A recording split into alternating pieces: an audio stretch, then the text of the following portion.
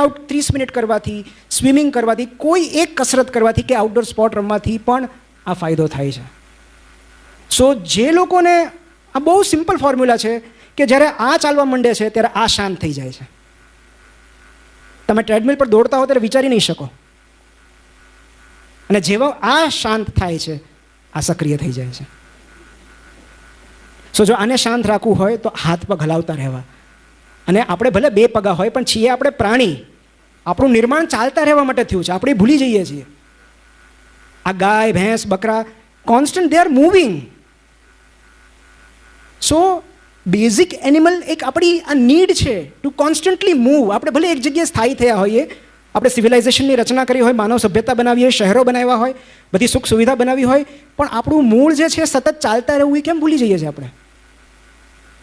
અને માટે નિયમિત કસરતથી ખાલી શારીરિક નહીં, શારીરિક તો છે જ, પણ મેન્ટલ હેલ્થમાં ખૂબ બધો ફાયદો થાય છે. છેલ્લા 3 ફટાફટ કહી દઉં. ડિસકનેક્શન ટુ સ્લીપ, મતલબ એક બહુ સુંદર પુસ્તક છે, વાય વી સ્લીપ. આપણે શું કામ ઊંઘીએ છીએ એના પર કોકે આખું પુસ્તક લખી નાખ્યું છે. અને જો ઈશ્વર મને એક બેઝિક હ્યુમન નીડ પૂરી કરવાનું પ્રશ્ન પૂછે કે કોઈ પણ એક નીડ તારી, કોઈ એક જરૂરિયાત પૂરી થશે, તો હું એવું કંઈ મારે ખાવું નથી, મારે પીવું નથી, મારે કાંઈ કરવું, મને ખાલી સુવા દો. મારા માટે ઊંઘ એટલી જરૂરી છે, કારણ કે મારા ઘરમાં પણ બધાને ખબર છે, જે દિવસે મને ઉજાગરો થયો હોય, મારી ઊંઘ પૂરી ન થઈ હોય, બીજા દિવસે હું બહુ ઇરિટેબલ રહું છું, મને બહુ જલ્દી ગુસ્સો આવે છે, મારું માનસિક સંતુલન ખોરવાઈ જાય છે. અને this is true with everybody. ઊંઘ પાછળ કંઈક કારણો જવાબદાર છે, આપણે શું કામ સૂઈએ છીએ અને કેટલા કલાક સૂવું એ દરેક માટે અલગ અલગ હોય. દરેકની ઊંઘની જરૂરિયાત અલગ અલગ હોય, પણ સામાન્ય રીતે ઓન એન એવરેજ 6 થી 8 કલાકની ઊંઘ જરૂરી છે. જો તમે લાંબા સમય સુધી ઊંઘ સેક્રિફાઈસ કરતા રહો છો, ઊંઘને કટ કરતા રહો છો, તો ક્યારેક એ તમારી મેન્ટલ હેલ્થ, ક્યારેક તમે અનુભવ્યું હશે કે તમને ઉદાસી અનુભવતી હોય, મજા ન આવતી હોય, ખાલી તમે થોડી વાર સૂઈ જાઓ ને તોય તમને મજા આવે, ફ્રેશ થઈ જાઓ. સો આઇન્સ્ટાઈન 10 કલાક સૂતા, એટલે આપણે એવું કહી શકીએ જે વધુ સૂતા હોય ઇન્ટેલિજન્ટ હોય. છેલ્લા 2 બહુ જ મહત્વના.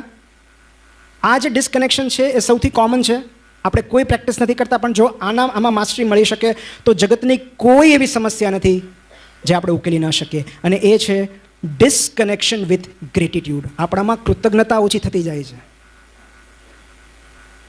છેલ્લે ક્યારે આપણે થેન્કફુલ થયા હતા કોઈને પણ? એક બહુ સરસ પત્ર છે જે હું તમને એનો ઉલ્લેખ કરું છું, અને એને cancer diary of a patient કહેવાય છે.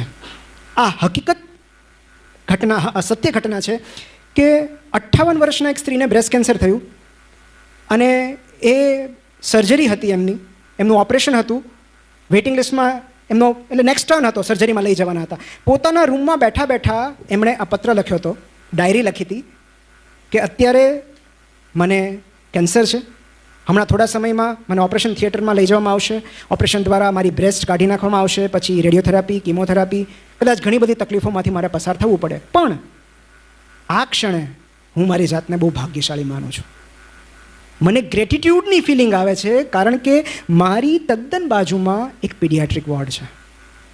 એ વોર્ડમાં 10 વર્ષના, 8 વર્ષના, 12 વર્ષના એવા બાળકો છે જેઓ કેન્સરથી પીડાઈ રહ્યા છે, જેઓ ચાલી નથી શકતા, જેમનું શરીર લાકડી જેવું થઈ ગયું છે, હાડપિંજર એમના હાડકા દેખાય છે, એમને સ્ટ્રેચર પર લાવવામાં આવે છે. એ લોકો કેટલા વર્ષ જીવશે મને નથી ખબર, પણ મારા 58 વર્ષ સુધી ઈશ્વરે મને સારી રાખી, એ બાબતે હું ઈશ્વરનો આભાર માનું છું. આપણી માનસિક સમસ્યાઓનું મૂળભૂત કારણ એ છે કે આપણને જે નથી મળ્યું આપણે એના પર ફોકસ કરીએ છીએ, અને આપણી પાસે જે છે એને ઇગ્નોર કરીએ છીએ. મતલબ રોજ સવારે ઉઠીને એવા 3 કારણો ન મળે જેના માટે આપણે ઈશ્વરના આભારી હોઈએ. એ કાંઈ પણ હોઈ શકે. આપણે હજુ જીવીએ છીએ, સૌથી મોટું કારણ. માથા પર છત છે, ઘરમાં અનાજ છે, આપણા લવ્ડ વન્સ ઉઠ્યા છે. કેટલા લોકો રાતે સૂતા પછી બીજા દિવસે ઉઠતા નથી. જો આપણા ઘરમાં બધા સવારે જાગી જાય તો ઇટ સેલ્ફ એક સેલિબ્રેશન છે કે બધા ઉઠી ગયા. ઊંઘમાં સ્ટ્રોક આવે છે, ઊંઘમાં એટેક આવે છે, લોકો બીજા દિવસે સવારે બેટા તારા પપ્પા ઉઠતા નથી. તો એ ઘટના યાદ કરો તો રોજ સવારે એમ થશે કે ચલો બધાને ગુડ મોર્નિંગ કહીએ. બધા સાથે છે, જેને જેને પ્રેમ કરીએ છીએ એ બધા આપણી સાથે છે. આનાથી મોટું સુખ કયું હોઈ શકે? આપણું સ્વાસ્થ્ય સારું છે, આપણા સ્વજનોનું સ્વાસ્થ્ય સારું છે. તો જે ક્ષણે આપણે જે આપણી પાસે છે હજુ એના પર ફોકસ કરીએ છીએ, ધીરે ધીરે એ લાગણી, હકારાત્મક લાગણી આપણામાં ઉદ્ભવતી જાય છે. અને ડિપ્રેશન, એન્ઝાયટીનું કારણ એ જ છે. હું કોમન એ કહીશ કે જ્યારે આપણે વધુ પડતું આપણા પર ફોકસ કરીએ છીએ ને ત્યારે જ માનસિક સ્વાસ્થ્ય બગડે છે. જ્યારે મેળવવાનું વિચારીએ છીએ ને ત્યારે જ બગડે છે, જ્યારે આપવાનું વિચારીએ છીએ ને ત્યારે સુધરે છે. Last is disconnection with meditation. ધ્યાન નથી કરવું.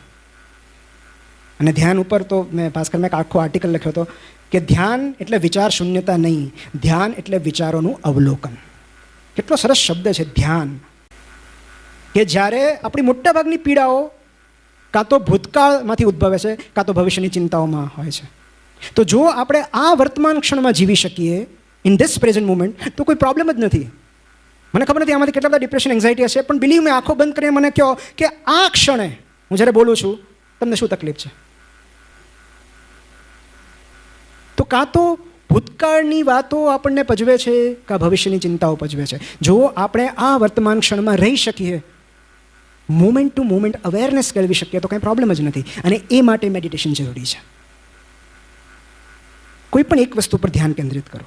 અને બીજું જે છે, એક બહુ સુંદર પુસ્તક છે જે હું અવારનવાર કહેતો રહું છું કે મને તમે કોઈ એક ડેઝર્ટેડ આઇલેન્ડ પર, ટાપુ પર એકલો મૂકી દો અને મને એક પુસ્તક આપવાની વાત કરો તો હું એમ કહીશ કે મને એ આપો. એ છે ધ પાવર ઓફ નાવ, શક્તિ વર્તમાનની. એનું ગુજરાતી ભાવાનુવાદ પણ છે. આપણી બે જાત હોય છે, એક કોન્શિયસ સેલ્ફ અને એક ઇગોઇક સેલ્ફ. અત્યારે હું બોલી રહ્યો છું એ કોન્શિયસ સેલ્ફ છે, અને મારી અંદરનો જે અવાજ છે, જે મનના વિચારો છે, ઇગોઇક સેલ્ફ છે. જો આ બે વચ્ચે આપણે અંતર કેળવી શકીએ તો આપણી મોટાભાગની આધ્યાત્મિક કસરત ત્યાં પૂરી થઈ જાય છે. 10 પરિબળો પૂરા થઈ ગયા. છેલ્લે 5 એવા વિધાનો છે જે કોઈ પણ માનસિક સમસ્યામાંથી આપણને ઉગારી શકે છે. પહેલું, આપણી મોટાભાગની નિરાશા, ફ્રસ્ટ્રેશન કે ઉદાસીનું કારણ મેઇનલી 3 છે: ઓવર એમ્બિશન, ઇન્સ્ટન્ટ ગ્રેટિફિકેશન અને કમ્પેરિઝન.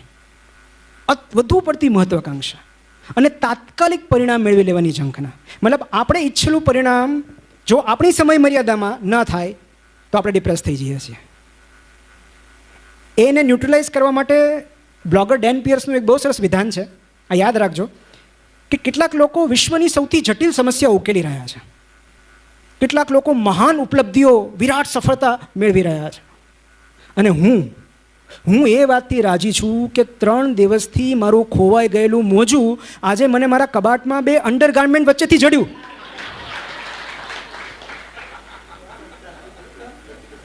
નથી આનંદ થતો કે ઓલું બ્લુ અંડરગાર્મેન્ટ મળતું નથી 3 દિવસથી, એ મળી જાય, ક્યાંક ગયું હશે, ક્યાંક લટકાતું હશે, ક્યાંક પડી ગયું હશે, અને એ મળે તો આપણને કેટલો આનંદ આવે છે, હાશકારો થાય છે. ખોવાયેલું મોજું જડી ગયું. કેટલાક લોકોને એવરેસ્ટ ચડ્યાનો આનંદ નથી હોતો, અને કેટલાક લોકો એ વાતથી રાજી હોય છે કે મને મારું ખોવાયેલું મોજું જડી ગયું. સો લોઅર ધ બાર. મતલબ એમ્બિશન રાખવું સારી બાબત છે, સપના જોવા સ્વાસ્થ્ય માટે સારી બાબત છે, પણ કોઈ ટાઈમ લિમિટ ન રાખો. You will always over estimate what you can achieve in 1 year and always underestimate what you can achieve in 10 years. 1 વર્ષમાં આટલું કરી નાખવું છે, આપણે એટલા મોટા સપના હોય છે કે એ નથી જ થવાનું, પણ 10 વર્ષમાં આપણે શું કરી શકશું એ આપણે નથી વિચારતા.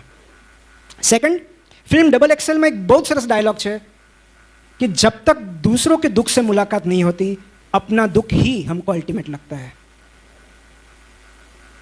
જ્યાં સુધી આપણે લોકોને મળ્યા નથી, એમની પીડાઓ સાંભળી નથી, ત્યાં સુધી આપણને એમ થાય કે આપણે એકલા જ દુઃખમાં છીએ. લોકોને મળીએ ત્યારે ખબર પડશે કે બસ આપણું દુઃખ તો કંઈ છે જ નહીં, આપણી પીડા તો કંઈ છે જ નહીં.